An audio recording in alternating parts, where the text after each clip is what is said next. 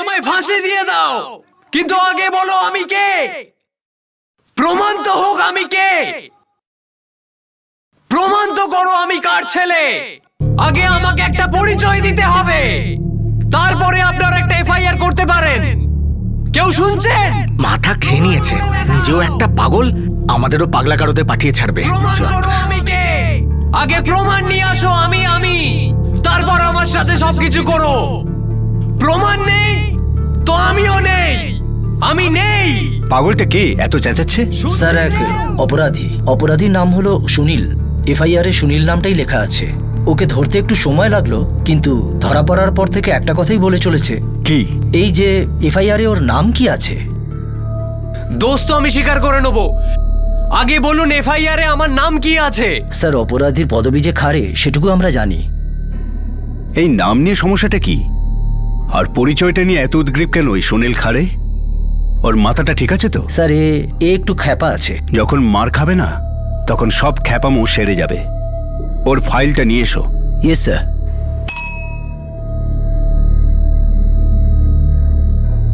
এই পরশুরাম পরে অ্যাড হয়েছে নাকি? হ্যাঁ স্যার। এটা কি বাবার নাম? Yes sir. আচ্ছা, এই কেসটা কি? কোনো কেস নেই।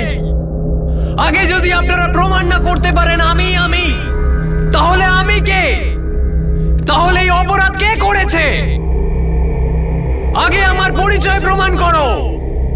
সুনীল খারে এক সাংঘাতিক অপরাধের জন্য জেলে ছিল।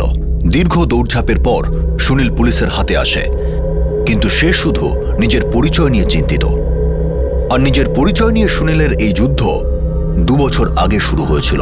এই যুদ্ধে সে একা ছিল না, তাকে এই পৃথিবীর আলো দেখানো তার মাও এই যুদ্ধে সামিল ছিল।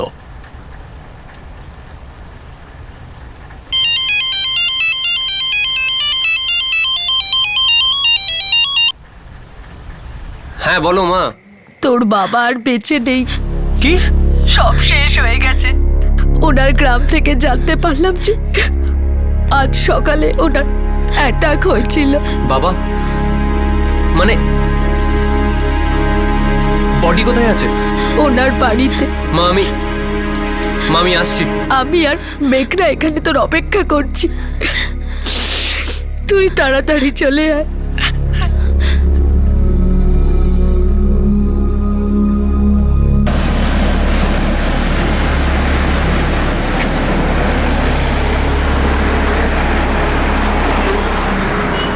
ওই সময় আমি ইঞ্জিনিয়ারিংয়ের 3rd ইয়ারে ছিলাম, নাসিকে। আমাদের বাড়ি আম্বাখেরে ছিল, যেখানে আমার মা আর ছোট বোন মেঘনা একসাথেই থাকতো। যখনই আমি আম্বাখেরে পৌঁছলাম তখন আমি, আমার মা আর মেঘনা আমার বাবার বাড়ি মানে ওই গ্রামের দিকে আমরা রওনা দিলাম।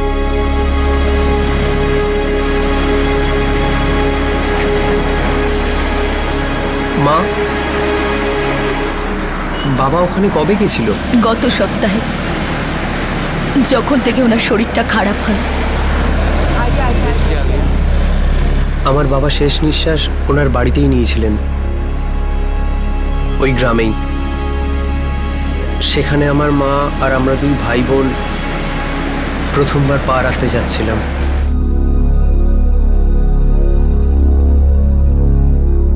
মেঘনা আর আমার মনে একটাই প্রশ্ন বারবার আসতো, যেটা জিজ্ঞেস করার সাহস কোনোদিনও হয়নি।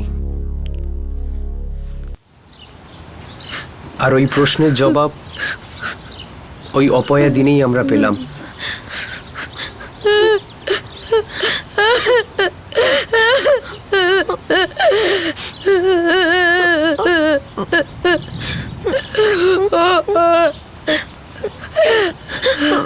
এখানে এসেছো কেন?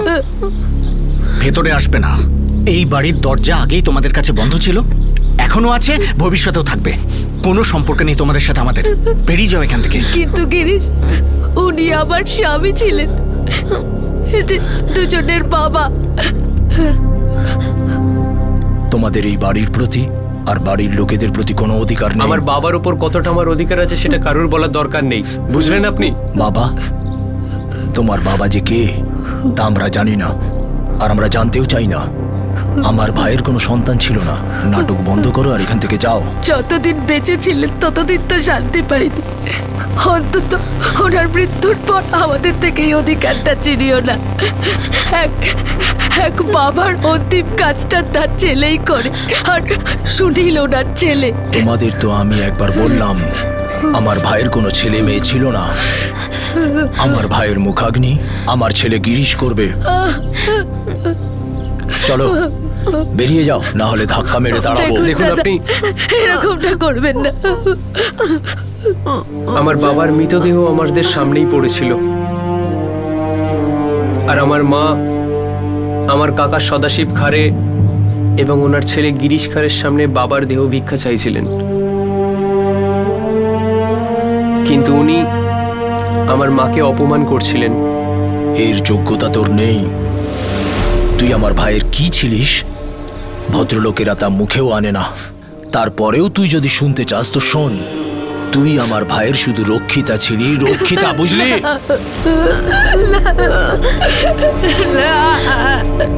আমাদেরকে বাবাকে শেষ প্রণামটাও করতে দেয়া হয়নি। মা, বাবা যদি আমাদের এতই ভালোবাসতেন,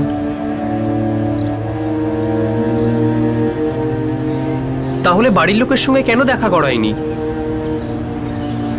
কোনো প্রসঙ্গও তোলেনি। এমনটা কেন মা? মা, মা, তোমাকে বলতেই হবে। আজ আমি শুনেই ছাড়বো। তোমাকে বাবার স্ত্রী কেন মানা হতো না? বাবার সন্তানের অধিকার কেন দেয়া হয়নি? বলো মা।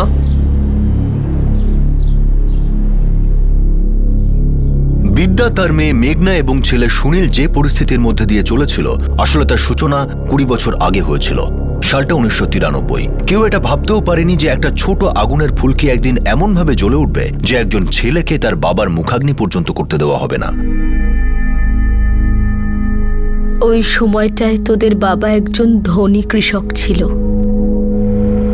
আমাদের গ্রামে সবজি বিক্রি করতে আসতো। ওর সাথে ওর দাদা সদাশিবও আসতো।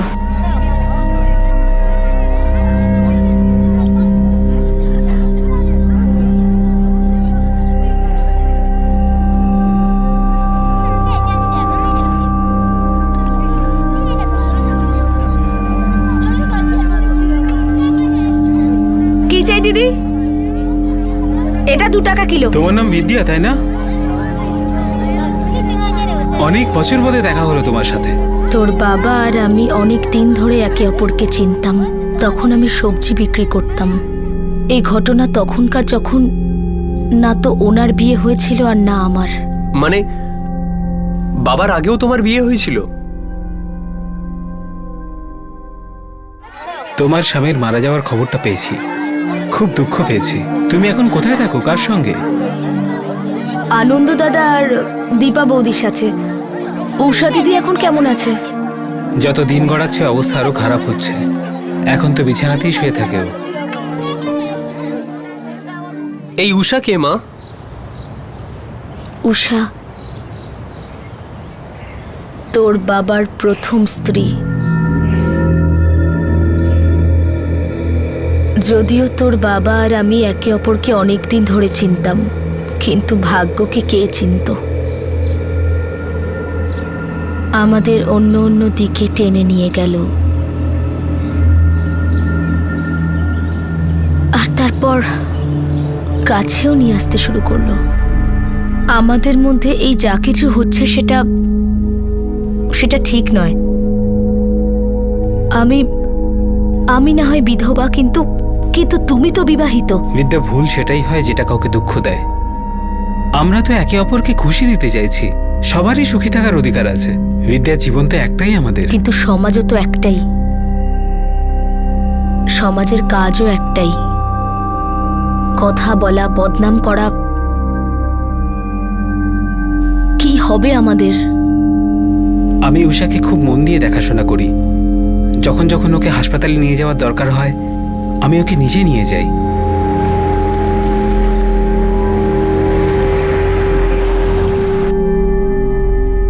ওর চিকিৎসাতে কোনো ত্রুটি রাখি না।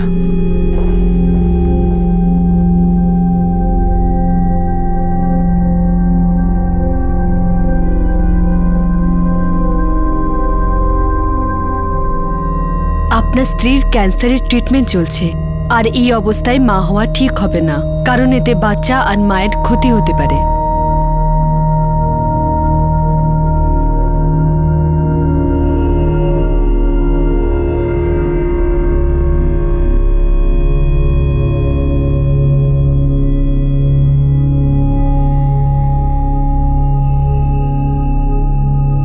জীবনটা বালির মতো হাত থেকে পিছলে যাচ্ছে।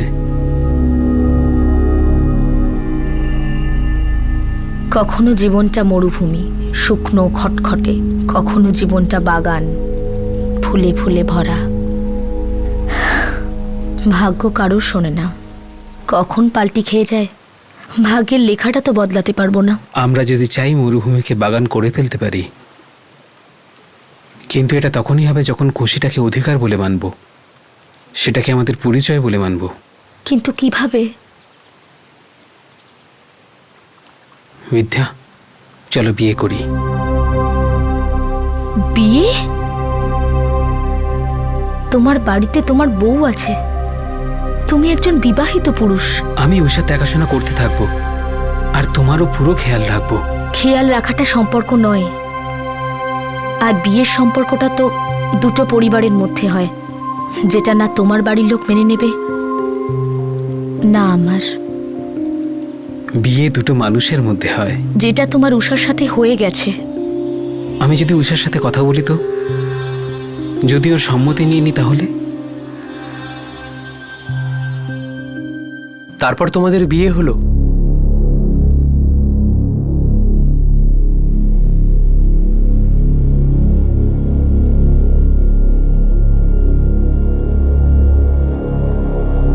পাগল হয়েছিস?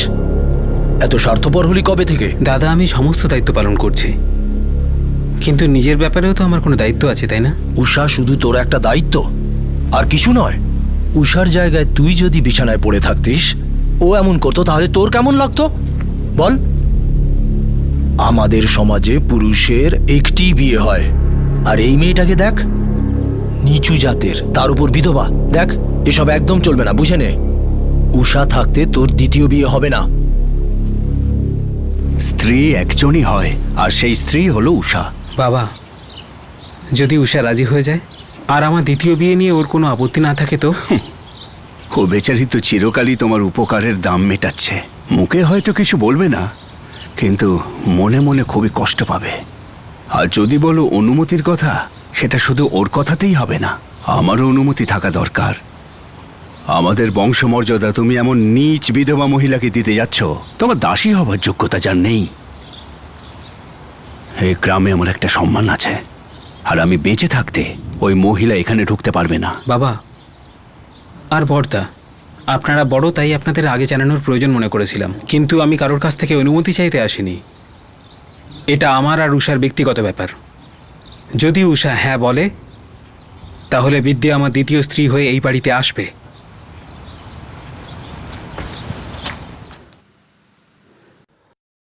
উষা, তুমি তুমি একবারের জন্য এটা ভেবো না যে আমি তোমাকে ভালোবাসি না। কিন্তু উষা, ভালোবাসার সঙ্গে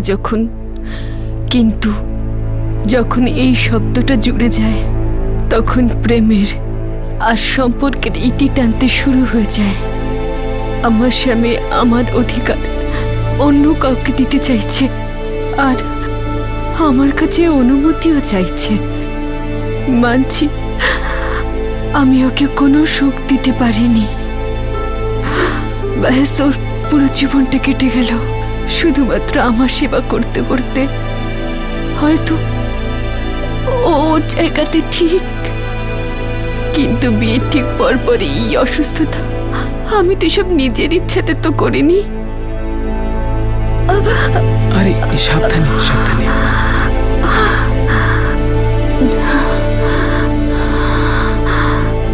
এখন তুমি আমাকে এটা জিজ্ঞেস করছো কি আমি তোমাকে অন্য কারোর সাথে ভাগ করতে পারবো কিনা? আরে না না, ভাগ করার কোনো প্রশ্নই উঠছে না।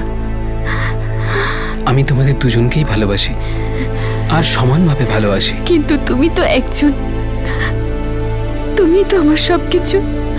আর কে আছে আমার তুমি ছাড়া? ক্যান্সারের যন্ত্রণা তো আমি সহ্য করছি, কিন্তু তোমাকে ভাগ করে নেবার যন্ত্রণা আমি সহ্য করতে পারবো না।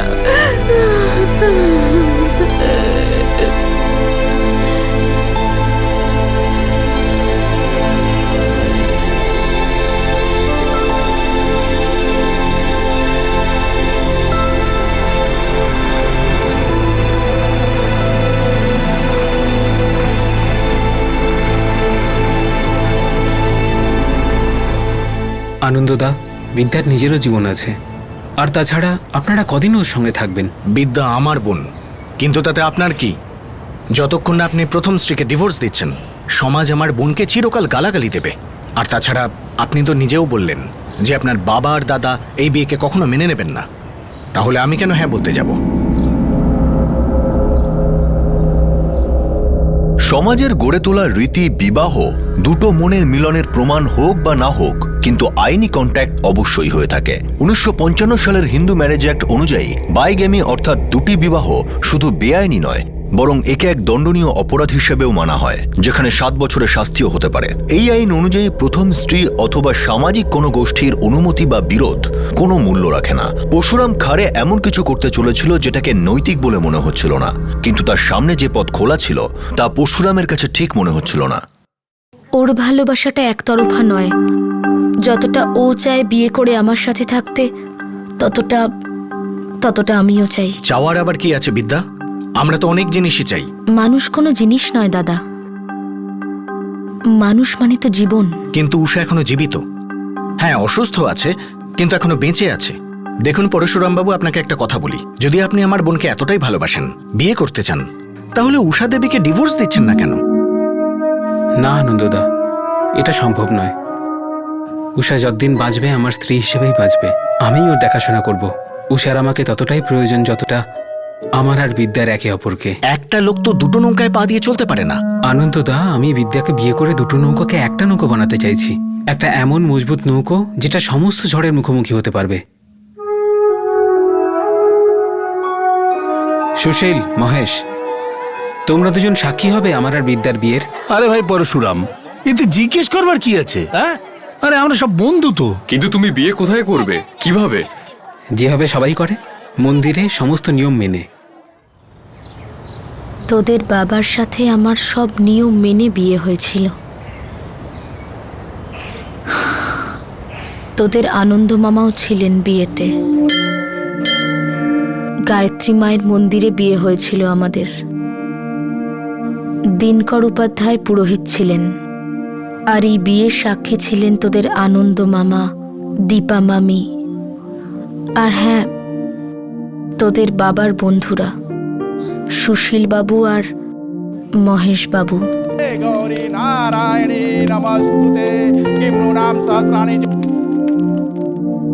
তাহলে ওরা কেন তোমাকে মেনে নেয়নি? আমাদের কেন মেনে নেয়নি? ওনারা তো এই বিয়েটাকেই মানেননি, তাহলে আমাকে কি করে মেনে নিতেন?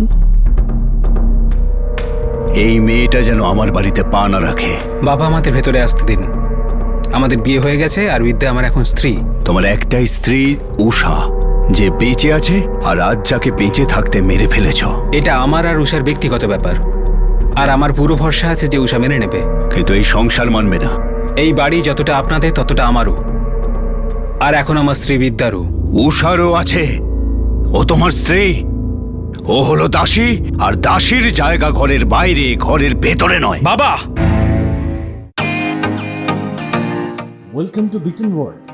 How may I assist you? নতুন ফ্ল্যাটের জন্য একটা স্ট্যান্ড ফ্যান আর কুলার নেব। এই পচা গরম থেকে একটু স্বস্তি চাই। বাজার চলতে সব ব্র্যান্ড আর ভরসাযোগ্য নয়।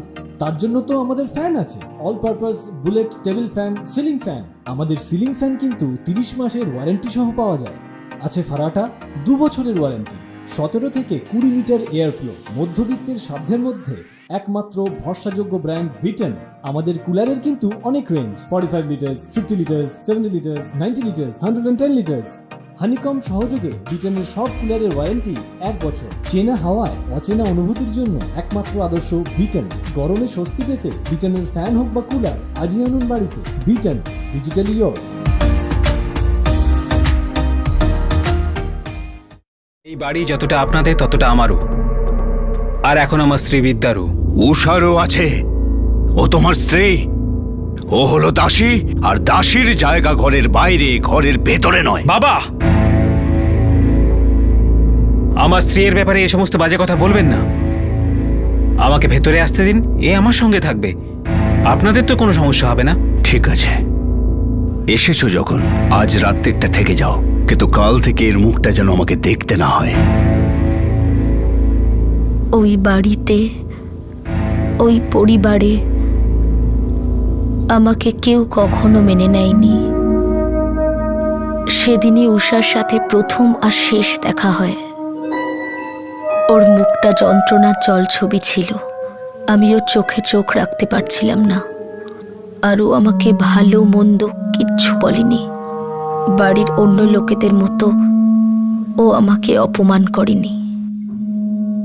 হয়তো ও ওর স্বামীকে তার বাবা আর দাদার থেকে ভালো চিনত। সুনীল, তোদের বাবা শুধু ভালো চরিত্রেরই নন, একজন স্বচ্ছ মনের মানুষ ছিলেন।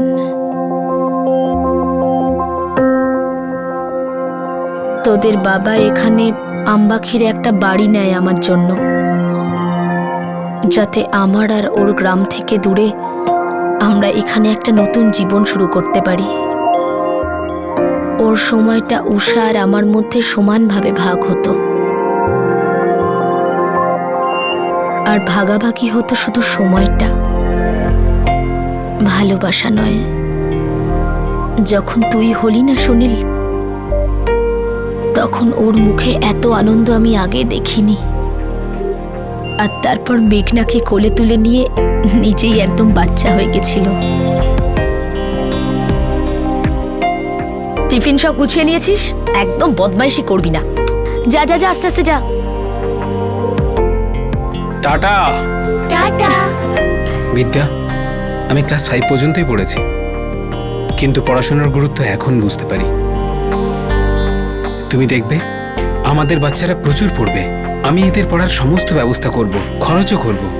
অফিসার হবে, সাহেব হবে, সম্মান পাবে, আমাদের অন্য পরিচয় হবে।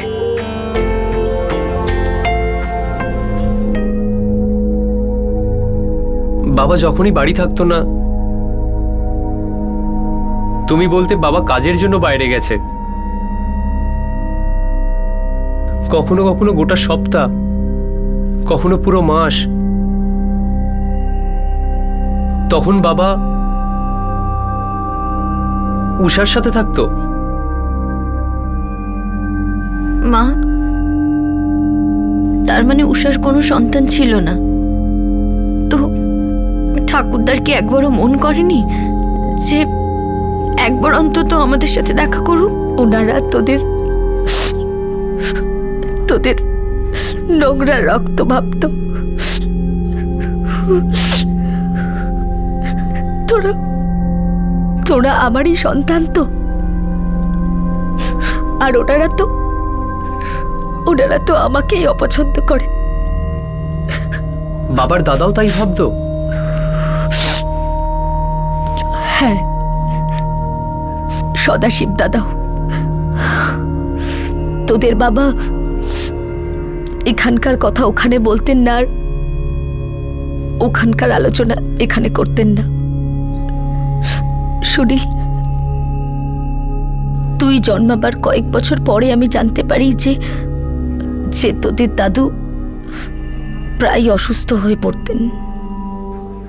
কিছুদিন পরে উনি মারাও যান।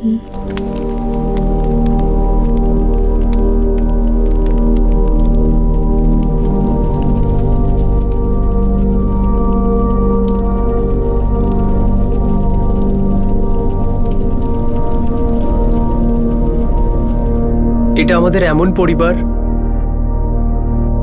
যে আমাদের পরিচয় দিতে চায় না, নিজের পদবি দিতে চাইছে না। তবুও তোরা তোদের বাবারই আত্মীয়।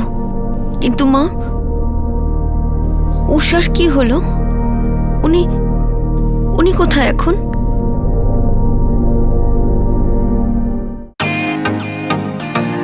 ওয়েলকাম টু বিটেন world. How may assist you? নতুন ফ্ল্যাটের জন্য একটা স্ট্যান্ড ফ্যান আর কুলার নেব। এই পচা গরম থেকে একটু স্বস্তি চাই। বাজার চলতে সব ব্র্যান্ড তো আর ভরসাযোগ্য নয়। তার জন্য তো আমাদের ফ্যান আছে, all purpose bullet table fan, ceiling fan. আমাদের সিলিং ফ্যান কিন্তু 30 মাসের ওয়ারেন্টি সহ পাওয়া যায়। আছে ফারাটা 2 বছরের ওয়ারেন্টি, 17 থেকে 20 মিটার এয়ার ফ্লো, মধ্যবিত্তের সাধ্যের মধ্যে একমাত্র ভরসাযোগ্য ব্র্যান্ড বিটেন।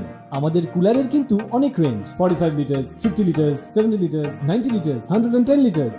হানিকম সহযোগে বিটেনের সব কুলারের ওয়ারেন্টি 1 বছর। চেনা হাওয়ায় অচেনা অনুভূতির জন্য একমাত্র আদর্শ বিটেন। গরমে স্বস্তি পেতে বিটেনের ফ্যান হোক বা কুলার আজই আনুন বাড়িতে। Beaten, digitally yours. আমাদের এমন পরিবার যে আমাদের পরিচয় দিতে চায় না, নিজের পদবি দিতে চাইছে না। তবুও তোরা তোদের বাবারই আত্মীয়। কিন্তু মা, উষার কি হলো? উনি উনি কোথায় এখন?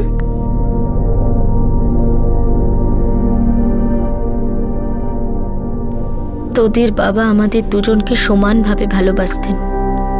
উষা প্রায় সারা জীবনই অসুস্থ ছিল, বিছানায় শুয়ে থাকতো, কিন্তু তোদের বাবা ওর খুব যত্ন নিয়েছিল। জীবন সাথী ছিল ওরা। কি হয়েছে তোমার? আগে তো তুমি এত খেতে না। উষা চলে যাওয়ার কষ্ট কি সহ্য করতে পারছো না? তোমার কখনো মনে হয়েছে, তোমার কি আক্ষেপ এটা যে আমি আশায় তুমি উষার সঙ্গে বেইমানি করেছো? আরে না গো, কোনোদিন এরকম ভেবেও না। আরে উষা তো আমার সন্তানের মতো ছিল। আমি জান প্রাণ দিয়ে ওর দেখাশোনা করতাম। আমি ওকে সুস্থ অবস্থায় দেখতে চেয়েছিলাম, কিন্তু না, প্রত্যেক দিন একটু একটু একটু একটু মৃত্যুর দিকে এগোচ্ছিল। কিন্তু তাও কখনো কখনো আমার মনে হতো কোনো চমৎকার হবে আর ও ঠিক হয়ে যাবে। কিন্তু ও চলে গেল বিদ্যা, চলে গেল। তোদের বাবা এটা তোদের কখনোই বুঝতে দেয়নি যে উষা চলে যাওয়ার পর ও ভেতরে ভেতরে ভেঙে পড়েছিল। আর এতগুলো বছর আমাদের এটা জানতেও দেয়নি কি আমাদের ছাড়া বাবার আরেকটাও পরিবার ছিল। না রে সুনীল, তোদের বাবা শুধু এটাই চাইতো যাতে যাতে তোরা দুজন আনন্দে থাকিস, পড়াশোনায় মন দিস। ও কখনো কোনো কিছুতে কোনো খামতি রাখেনি। আমাদের সব কিছু দিয়েছিল। হ্যাঁ, শুধু শুধু পুরো সময় দিতে পারতো না। কিন্তু হ্যাঁ, তোদের মানুষ করতে কোনো খামতি রাখেনি। সুনীল, তোর বাবা সকলের জন্য ভাবতো। যদি সকলের জন্যই ভাবতো, তাহলে ওনার ছেলে আমি, ওনার মেয়ে মেঘনা আর ওনার স্ত্রী আমার মা, তাহলে এই তিনজনকে কেন এত অন্ধকারে রেখে দিলেন? বাবার শেষ যাত্রাতেও আমাদের অংশ নিতে দেয়া হয়নি।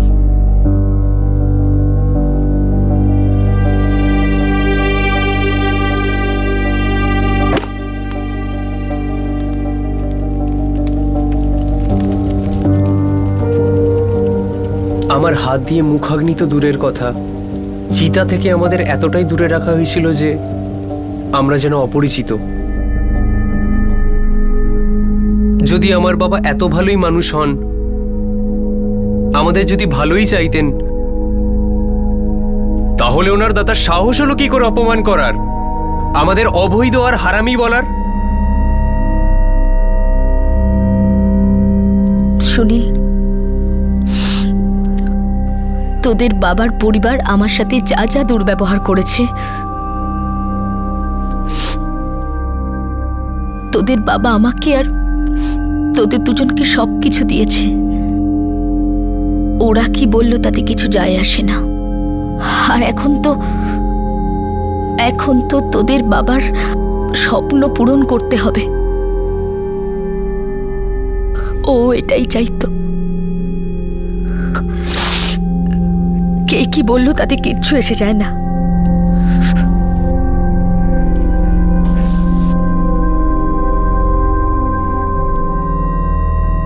তারপর আবার চিৎকার করার প্রোগ্রাম কবে থেকে করবি? যা করিস আমার ডিউটির পরে করিস। ভেতরে তুই আছিস আর টর্চার হচ্ছে আমাদের ওপরে। টর্চার কি হয় সেটা আমাকে জিজ্ঞেস করো। যেন ভেতরে কেউ অ্যাসিড ঢেলে দিয়েছে, আর সেই অ্যাসিডকে শান্ত করার একটাই উপায় আছে। তোমাকে প্রমাণ করতে হবে আমি কে, আমার পরিচয় কি সেটা তোমায় প্রমাণ করতে হবে। তোমাকে প্রমাণ করতে হবে আমি কে, আমি কার ছেলে সেটা তোমায় প্রমাণ করতে হবে। তোমাকে প্রমাণ করতেই হবে আমি কে। স্যার, আমি বিদ্যা দেবীর সঙ্গে কথা বলেছি। সুনীলের মা, বংশ পরিচয় দেওয়া হয়নি। ওরা এর জন্য লড়াইও করছে প্রায় 1 বছর ধরে। তার মানে ওদের কাছ থেকে পরিচয় কেড়ে নেওয়া হয়েছে। স্যার, আমার মনে হয় সুনীল এটা রাগের মাথায় করেছে। আর ওর উদ্দেশ্য হলো নিজের পরিচয়টাকে প্রমাণ করা, কার ছেলে, কোন পরিবারের ছেলে। স্যার, 4 দিন ধরে এটা নিয়েই চেঁচাচ্ছে। আর আমাকে এই খাতা অনুযায়ী চলতে হবে। এফআইআর আর চার্জশিটে ঠিক ঠিক এন্ট্রি হওয়া উচিত, না হলে কেসটা দুর্বল হয়ে যাবে। আচ্ছা, সুনীল কি এটা প্রমাণ করার জন্য খুন করেছে যে ও পরশুরামের ছেলে? মা, দাদা এরকম কেন করলো? নিজের জীবনটা তো শেষ করলো, তার সাথে আমাদেরকেও।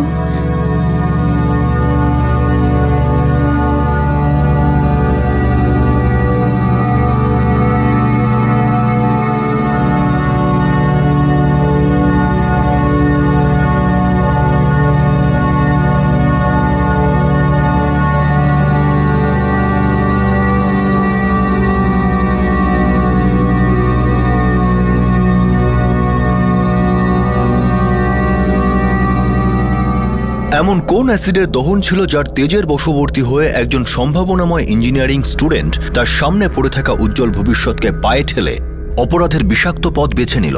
নিজের পরিচয়, নিজের নাম নিয়ে সুনীল খারেও কি ততটাই যন্ত্রণায় ভুগেছিল যতটা তার মা বিদ্যা খারে ভুগেছে? মা আর তার 2 সন্তান 1 বছরেরও বেশি সময় ধরে লড়ে চলেছিল এটা প্রমাণ করার জন্য যে তাদের আসল পরিচয় কি। বিদ্যা প্রমাণ করতে চাইছিল যে তার স্বামীকে, আর মেঘনা এবং সুনীল প্রমাণ করতে চাইছিল তাদের বাবাকে।